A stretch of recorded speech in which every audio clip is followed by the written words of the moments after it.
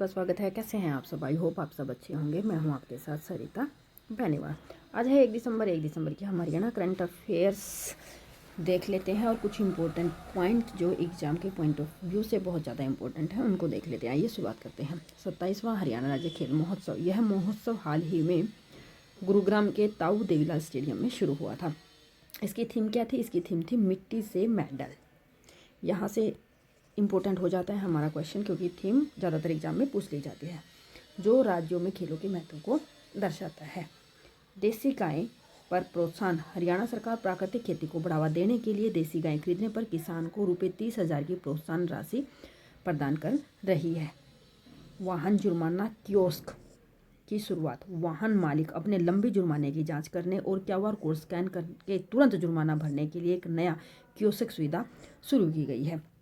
यानी कि यहाँ से इस ऐप से हम क्या कर सकते हैं? अपना जुर्माना भर सकते हैं।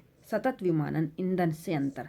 भारत का पहला सतत विमानन ईंधन का व्यावसायिक उत्पादन दिसंबर 2025 तक पानीपत रिफाइनरी में शुरू किया गया है। ये है भारत का पहला, इसलिए ये हो जाता है इम्पोर्टेंट।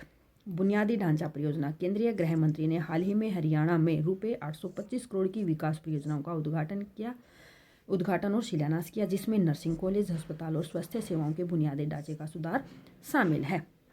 कृत्रिम बुद्धिमत्ता आर्टिफिशियल इंटेलिजेंस मिशन। हरियाणा में AI मिशन के तहत गुरुग्राम और पंचकुला में एक AI हब स्थापित किया जाएगा। ये हरियाणा के एग्जाम के पॉइंट ऑफ व्यू से इम्पोर्टेंट है, क्योंकि AI का टाइम चल रहा है, AI इम्पोर्टेंट है। और AI कहाँ शुरू किया गया? गुरुग्राम और पंचकुला में एक हब स्थापित किया गया है। बागवानी मिशन का विस्तार। वित्त वर्ष 2025-26 में बागवानी मिशन को बचे हुए 3 जिले फरीदाबाद, रेवाड़ी और कैथल में भी लागू किया गया था। यानी कि बाकी के जिलों में तो पहले से लागू था ही, और जो बचे हुए 3 जिले थे उसमें भी लागू किया जाएगा। Thank you friends, thank you for watching.